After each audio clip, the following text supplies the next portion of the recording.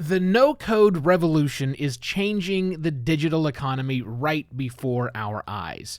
Here's how a similar no-waveform manipulation approach to how we make podcasts and episodes can change podcasting forever.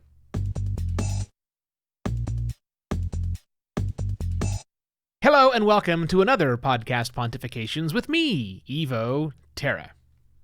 There's more to podcasting than audio editing and editing a waveform of an audio file.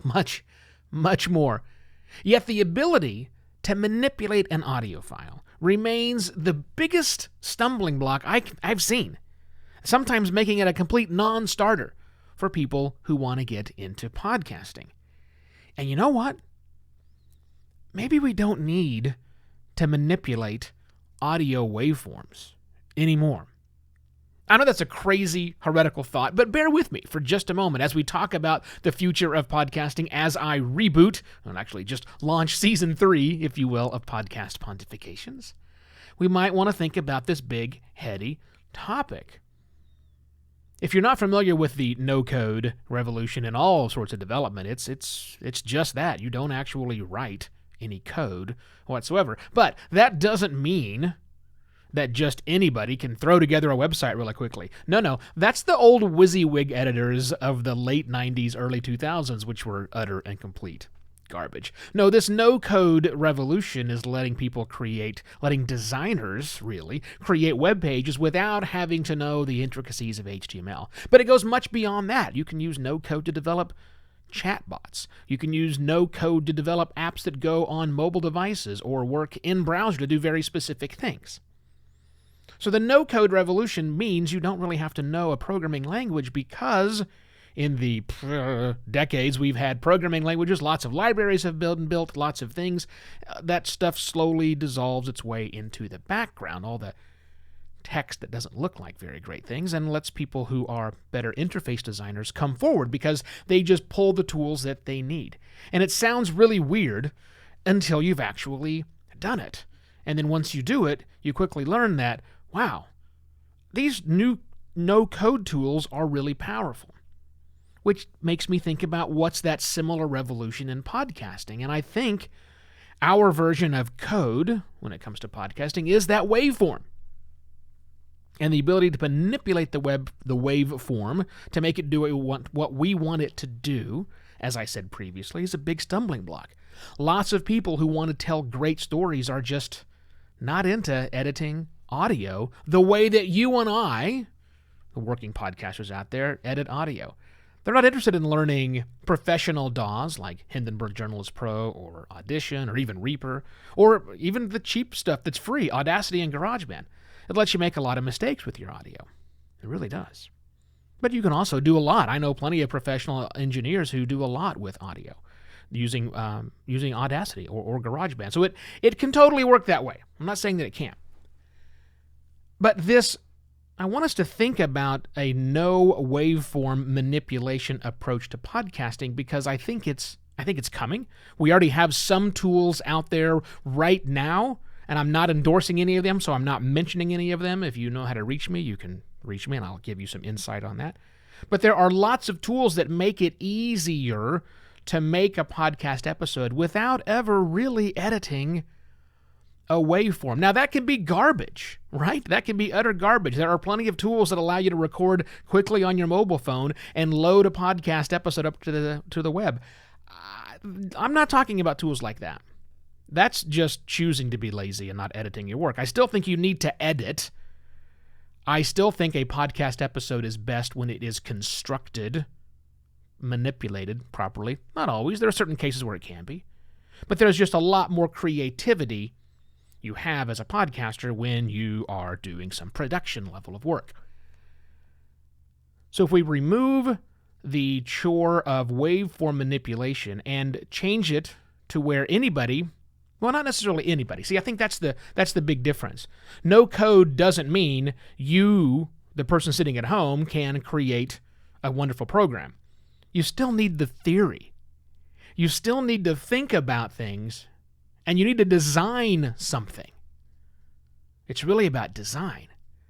This no-code revolution lets designers do amazing things.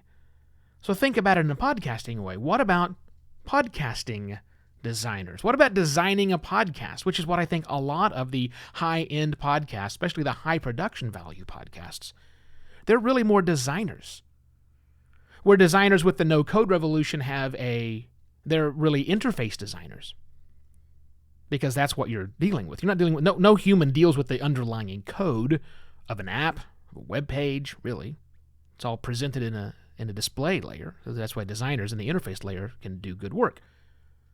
Designing for audio is the same way because no one really sees the waveform, unless we're looking at a player and the embeddable player that shows it, or sometimes an audiogram. But come on, nobody really looks at a waveform, right? Oscilloscopes? This is not 1940s anymore, people. This is the 2020. Here we are. But we still manipulate this waveform. So think about taking that out and making just the audio as the user interface. That's what people are enjoying, the audio. So why not just really design great bits of audio without ever having to manipulate a waveform?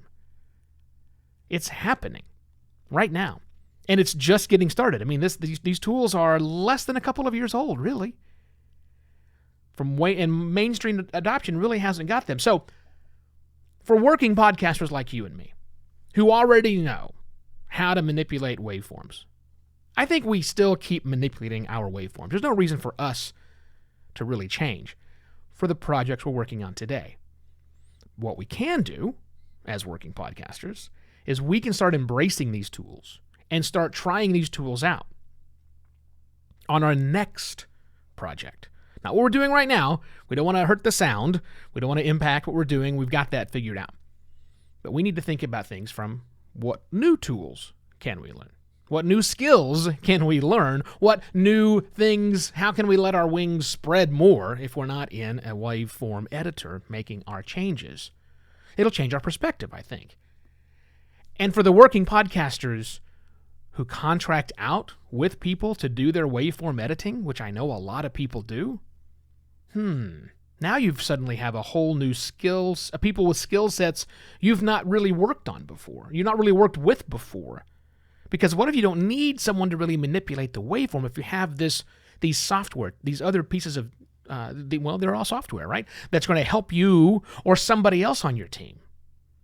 If really the designer-minded person might be able to utilize these new tools in such a way where you don't really need an audio engineer, at least not in the way we have audio engineers today.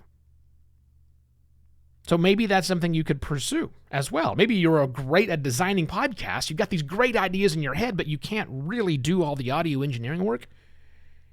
If we are working in a no waveform manipulation world, maybe you can. I think that's where the future might be headed. So thanks for listening to me stumble through my triumphant return. Season 3 of Podcast Pontifications has begun. It shall continue every Monday, Tuesday, Wednesday, and Thursday, just like before. Still talking about the future of podcasting and the things you should be thinking about in the podcasting space. Still doing that kind of stuff. You can also still go to buymeacoffee.com/evoterra and leave a couple of shekels for me if you would like. Keep the keep the train rolling along. And most importantly, please tell a friend. Tell them the show is back. Maybe they didn't listen to Season 2 because they were in the middle of it. They want to start fresh. Season 3 is a great way to begin. So tell another person who has a podcast or is struggling with podcasting. Listen to this because here's a future that you might actually envision. I would appreciate that. And most importantly, I shall be back tomorrow with yet another Podcast Pontifications. Cheers!